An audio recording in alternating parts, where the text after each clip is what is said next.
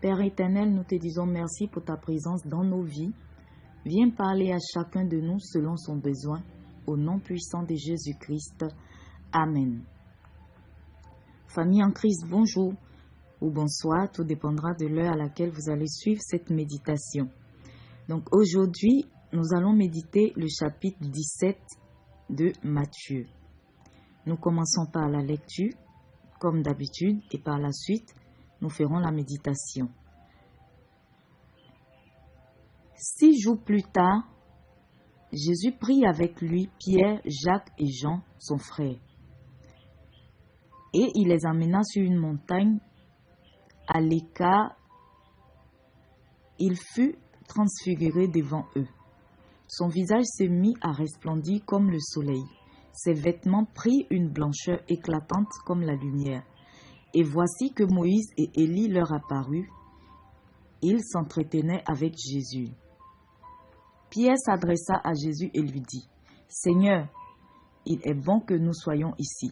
Si tu es d'accord, je vais dresser ici 3 tentes, une pour toi, une pour Moïse et une autre pour Élie. » Pendant qu'il parlait ainsi, une nuée lumineuse les enveloppa et une voix sortit qui disait, « Celui-ci est mon fils bien-aimé, celui qui fait toute ma joie, écoutez-le. » En entendant cette voix, les disciples furent terrifiés et tombèrent le visage contre terre.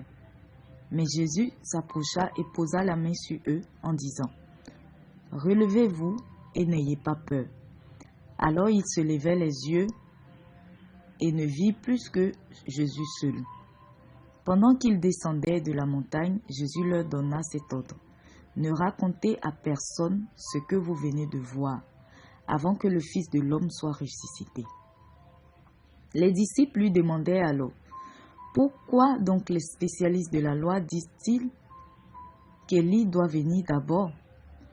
Il leur répondit, « Effectivement, Élie doit venir remettre toutes choses en ordre. Or, je vous le déclare, Élie est déjà venu, mais ils ne l'ont point reconnu. Au contraire, ils l'ont traité comme ils l'ont voulu. Et c'est le même traitement que va subir de leur part le Fils de l'homme. » Les disciples comprirent alors qu'il parlait de Jean-Baptiste. Quand il fut revenu auprès de la foule, un homme s'approcha de Jésus, se jeta à genoux devant lui et le supplia. « Seigneur, aie pitié de mon fils. Il est épileptique et il souffre beaucoup. Il lui arrive souvent de tomber dans le feu ou dans l'eau. Je l'ai bien amené à tes disciples, mais ils n'ont pas réussi à le guérir. » Jésus s'exclama alors, « Gens incrédules et infidèles à Dieu, jusqu'à quand devrais-je encore rester avec vous? Jusqu'à quand devrais-je encore vous supporter? Amenez-moi l'enfant ici. » Jésus commanda avec sévérité au démon de sortir, et immédiatement celui-ci sortit de l'enfant qui fut guéri à l'heure même. Alors les disciples prirent Jésus à part et le questionnèrent. « Pourquoi n'avons-nous pas réussi, nous, à chasser ce démon? » « Parce que vous n'avez que peu de foi, leur répondit-il. « Vraiment, je vous l'assure, si vous aviez la foi, même si elle n'était pas plus grosse qu'une graine de moutarde, vous pourriez commander à cette montagne, « Déplace-toi d'ici jusque là-bas » et elle le ferait. Rien ne vous serait impossible. » Un jour, qu'ils parcouraient ensemble la Galilée, Jésus leur dit, « Le Fils de l'homme va être livré aux mains des hommes. Ils le feront mourir, mais le 3e jour, il ressuscitera. » Les disciples furent extrêmement affligés par ces paroles. Il se rendit à Capernaum. Là, les agents chargés de percevoir l'impôt pour le temple vinrent trouver Pierre et lui demandèrent, « Votre maître ne paye-t-il pas l'impôt du temple? » « Si, répondit-il, il le paye. » Quand Pierre fut entré dans la maison de Jésus, quand Pierre fut rentré dans la maison, Jésus prenant les devants lui demanda, « Qu'en penses-tu, Simon? Qui est-ce qui paye les taxes et les impôts au roi de la terre, les fils ou les étrangers? Les étrangers, répondit Pierre. Donc, reprit Jésus, les fils n'ont rien à payer. Toutefois, ne sèmons pas le trouble chez ces gens. Descends donc jusqu'au lac, lance ta ligne à l'eau, attrape le premier poisson qui mordra et ouvre-lui la bouche, tu y trouveras une pièce d'argent. Prends-la et donne-la aux agents en paiement de l'impôt pour nous deux. Amen, amen, amen.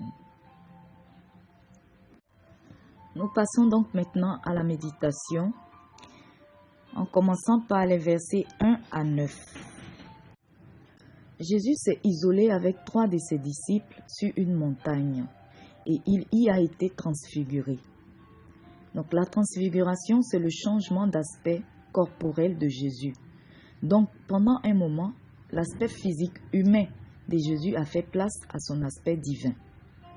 Nous comprenons tout simplement le besoin, la nécessité de s'isoler quelquefois pour être dans la présence de Dieu lorsque nous souhaitons recevoir des choses au-delà du naturel de sa part.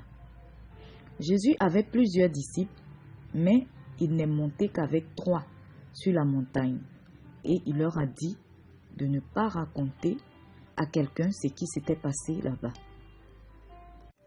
Cela veut dire que ce n'est pas tout le monde qui doit tout savoir sur notre vie. Il y a des informations que nous devons garder secrètes pour un moment ou même que certaines personnes ne doivent jamais savoir.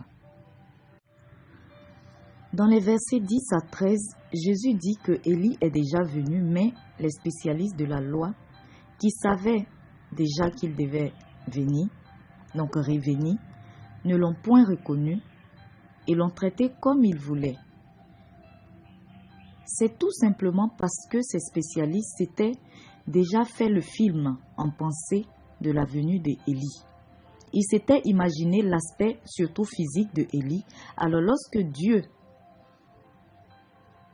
l'a renvoyé sous un aspect différent de ce que eux ils avaient déjà manifesté, de ce que eux ils avaient déjà imaginé, ils l'ont négligé et rejeté. Et c'est bien ce qui nous arrive aussi. Lorsque nous donnons, donc lorsqu'on nous donne une prophétie sur notre vie, bien sûr, nous faisons déjà un film de comment ça va se passer qui n'a souvent rien à voir avec le plan de Dieu. Alors lorsque le plan de Dieu commence à se réaliser, à se manifester, par ignorance, c'est nous-mêmes qui empêchons la réalisation de ce plan.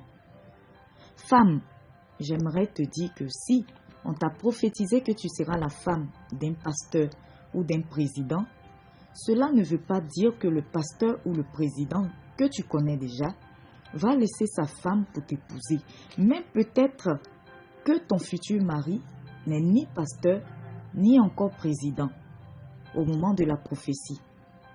Aussi, n'accepte pas sans discernement le premier pasteur ou le premier président qui va te faire des avances, car le diable essaie de précéder l'accomplissement des plans de Dieu quelquefois. Laissons-nous donc pour toute chose nous guider par l'Esprit de Dieu. Donc pour toute chose, nous devons demander la volonté de Dieu, nous devons être patients de savoir si cela vient de Dieu ou non. Dans les versets 14 à 21, nous voyons que toutes les maladies ne sont pas simples. Elles peuvent provenir du monde des ténèbres ou être provoquées, et même aussi être provoquées par des démons, donc des possessions démoniaques comme nous le voyons avec l'enfant épileptique dans ces versets. Je prie que l'autorité par laquelle Jésus a chassé ce démon s'exerce dans la vie des malades et surtout des épileptiques. Les disciples ont pris Jésus à part pour lui poser une question, donc pour lui parler. Cela paraît anodin, mais il est aussi très important d'user de la bonne manière pour parler aux gens. Ce n'est pas tout qu'il faut dire en public et devant tout le monde. Et enfin, dans cette partie, Jésus dit, c'est par la foi que nous pouvons changer toute situation. Nous devons mettre donc foi dans tout ce que nous disons et dans tout ce que nous faisons. Et donc, pour finir dans les versets 24 à 27, Jésus paye l'impôt pour éviter de s'aimer le trouble. Donc, il se conforme à la loi. C'est donc ainsi que nous, chrétiens, nous devons nous comporter. Être disciplinés, nous conformer aux règles et à la loi, tant que cela ne s'oppose pas à notre foi. Nous voyons aussi que Jésus, au lieu de peut-être, au lieu de prendre la pièce là, sur le champ, pour la donner à Simon pour payer l'impôt, il a demandé à Simon d'aller pêcher un poisson et c'est dans la bouche de ce poisson qu'il trouvera la pièce. Qui a mis cette pièce dans la bouche du poisson? On pourrait dire que c'est Dieu. Pourtant, Dieu pouvait créer cette pièce-là, il pouvait la faire sortir là, sans que qui que ce soit ne se déplace. Donc, c'est pour dire effectivement que les voies du Seigneur sont insondables. Dieu, on ne peut pas le maîtriser. Il agit comme il veut en fonction de chaque situation. Et toutes les situations n'ont pas les mêmes solutions, n'ont pas la même manière d'être traitées. C'est en cela qu'il est Dieu. Parce qu'on ne peut pas le maîtriser. On ne peut pas savoir que pour telle situation, voici forcément comment Dieu va agir. D'une situation à une autre, ou bien même pour des situations qui semblent similaires, Dieu n'agira pas forcément de la même manière. Et donc aussi, nous devons savoir que ce n'est pas parce que nous trouvons quelque chose bizarre que ça ne vient pas forcément de Dieu. C'est Dieu qui a créé toutes choses sur la terre et dans les cieux. Donc, il est capable de tout, comme on le dit, rien ne lui est impossible. Ainsi prend fin cette méditation. Merci d'avoir écouté et que le Seigneur vous bénisse abondamment et richement.